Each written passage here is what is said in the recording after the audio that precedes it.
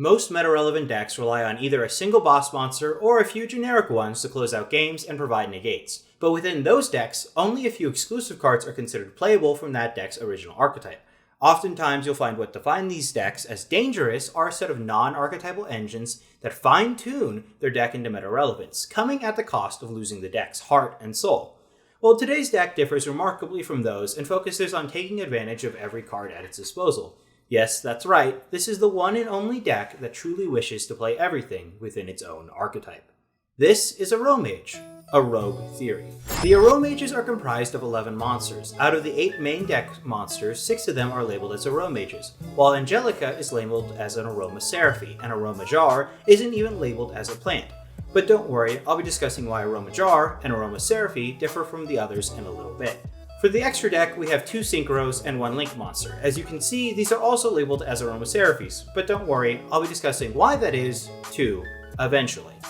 And finally, they also have 1 field spell, 1 continuous spell, and 3 continuous trap cards. So now that we've covered our bases, we can finally talk about how the deck comes together from an amalgamation of cards into its own archetype. Now while you might be expecting a lore-based story, not every deck needs to have one. Yes, you can tell a story with card art and effect lore that evolves over time, or with multiple ways of support, like they did with the Nekroz and Gishki archetypes, but for archetypes like Aromage, they can best tell their story through dueling against another deck. The Aromages have a simple story, all of it conceptually centers around AROMAGE, whose purpose is to represent the concept of aromatherapy, which is meant in the standards of a Yu-Gi-Oh duel to ail the player of his or her current headache, stress, or nuisance. Now while AROMAGE expresses the idea of what the deck is doing, curing you by raising your life points every end phase, it's the Aromages and the AROMASERAPHYs and the 3 winds that truly combat your opponent and alleviate you from them. This can be seen in a variety of ways. First, the term AROMASERAPHY is actually a censored naming convention in the TCG, which hides the linking lore of this deck.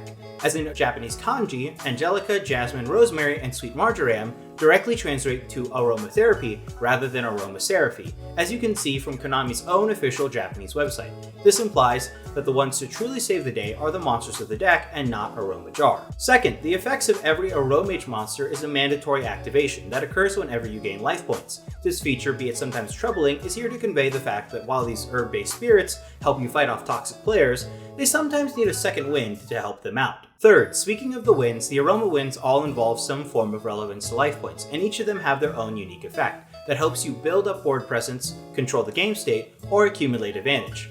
These effects model and mimic the idea of an aromatic diffuser, spreading the aromas into the air to alleviate yourself of whatever problems you have. And fourth and finally, the Aromages all have an additional effect when they are higher in life points. These effects are here to not only further your game state, but to deny your opponent from producing advantage or to deny your opponent from optimal interaction with your monsters. These effects are meant to represent the often overpowering nature aromatic scents may have in the air, or the sometimes deadly condition that occurs from prolonged overexposure to each of these plants. Luckily, this only applies to your opponent and not you.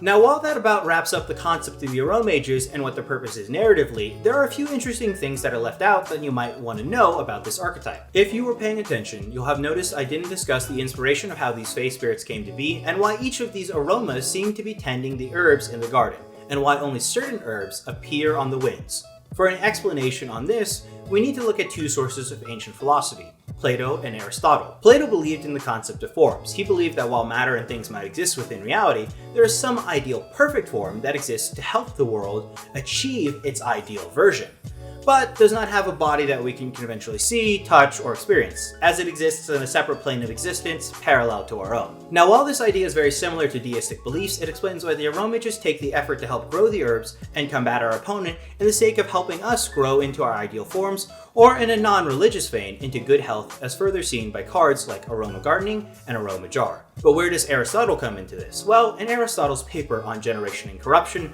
Aristotle discusses the concept that everything is comprised of 4 classic elements: water, earth, fire, air. These elements are then composed between 2 qualities: wetness, dryness, hotness, and coldness. This idea then forms the naming convention for these wind cards by having the corresponding monsters that line up with these elements be featured on each card. For instance, dried winds and humid winds. Now before you go commenting about how Marjoram being a dark attribute, Jasmine being a light attribute, and the naming of blessed winds, These are more likely due to the idea of being related to Aether, a more obscure fifth element, which I will personally not be going into, as you do not belong to the Greendale School of Air Conditioning. East, west, north, the one we keep secret, and south. Lastly, before I give you an analysis on the cards, I'd like to point out the artwork which consistently backs up my statements about the Aromages being related to AROMAGE. These consistent swirling patterns found on the outer design of AROMAGE can be seen in the inner layer of these symbols that appear either on their clothes or on their accessories.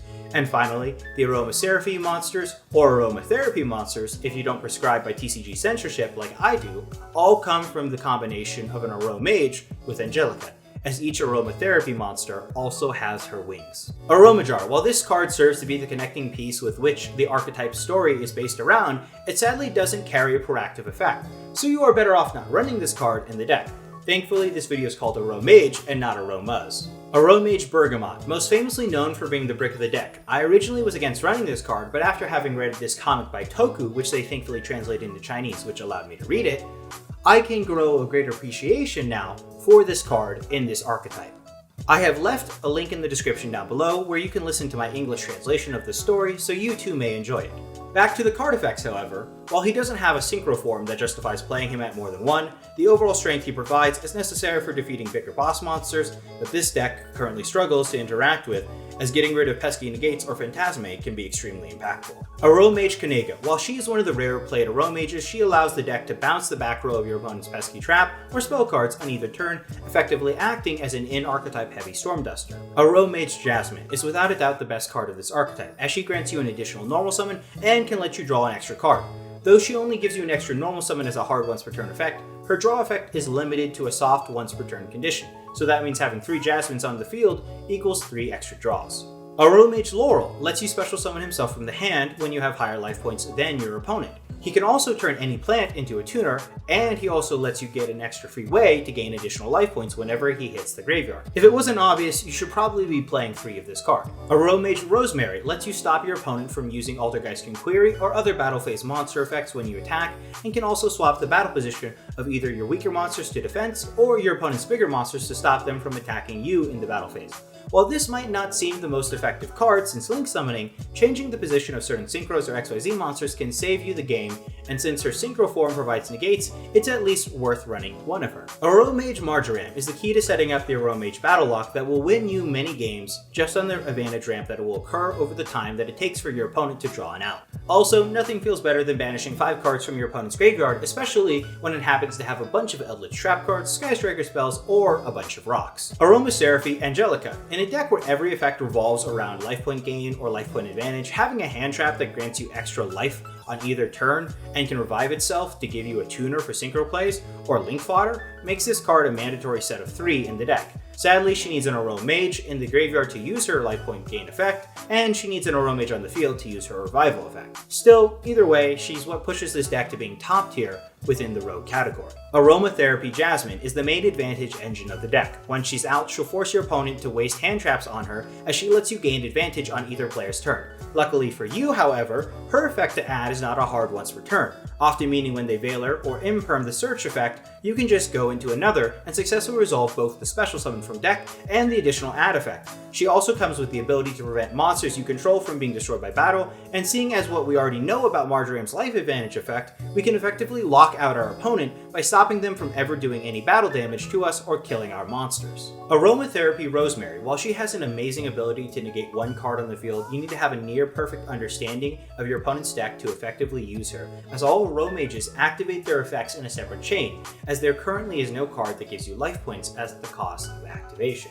Either way, you'll want to play her, as she helps you deny your opponent their plays to out your board, and you can easily synchro bridge into Sweet Marjoram. Aromatherapy Sweet Marjoram. She is your go-to synchro monster. She lets you search out Blessed, Humid, or Dried Winds from the deck, each of them allowing you to further out-resource and outplay your opponent, while 2 out of the 3 options give you access to a secondary source of consistent life point gaining effects, letting you utilize her pop effect or her higher and mightier life point effect that grants your monsters protection from targeting effects. Aroma Garden. While this isn't Dragonic Diagram or Union access, it does what the deck needs. It allows you consistent access to life gain that now, with the newer Aromages, makes your opponent have to carefully plan out how they play into the battle phase, One false move, and you could be drawing, adding, popping, or banishing their follow-up play. Aroma Gardening is probably the most slept-on piece of support. Choosing when to gain life points can heavily impact your chain links and allow you to trigger life point advantage or on-field effects going first without having a graveyard setup for Angelica. Combine this idea with its secondary effect, you can take advantage of being lower in life points to trigger a special summon, which then triggers a life gain, which then can put you over in life points, preventing destruction by battle or taking battle damage, and then to top it off, it can trigger all your on-field effects. Hey, that's pretty good. Blessed Winds. Without a doubt, it's the best wind out of the 3 trap cards in the deck, as any one of the 3 effects is guaranteed to be live, and because of the range that it will cover, you'll always have some way to play around your opponent's effects and benefit from the revival of a monster or life gain. It also lets you stagger certain effects by choosing when to revive a monster, meaning you don't use all your effects in a single mandatory chain, but can spread them out reactively. Humid Winds. While this card can produce you hand advantage by searching out other cards from your deck at the cost of 1,000 life points, its secondary effect to gain life points when you are lower than your opponent doesn't come up as often as it once did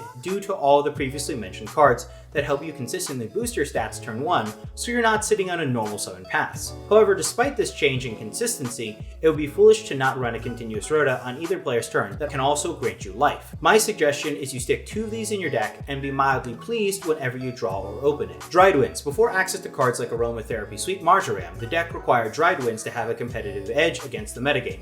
But now that the deck has both a monster reborn in the form of a trap and a pop that comes from a monster, Dried Winds has seen less play and is no longer as relevant as it once was. However, despite this, I still recommend you play at least 1 copy of this card, as this card's spot removal isn't dependent on you getting access to a tuner and synchroing for 6, but when you also consider cards like Spooky Dogwood, you could even run 2 to 3 copies of this card, as its board wipe effect is more likely to pop off, thanks to all the free life points you'll be gaining as a part of her effect. Now that you know all the cards that are released in this archetype, we can say that this deck has the ability of out-resourcing and exponentially ramping out card advantage better than almost any other deck, because once this deck gets going, it doesn't stop.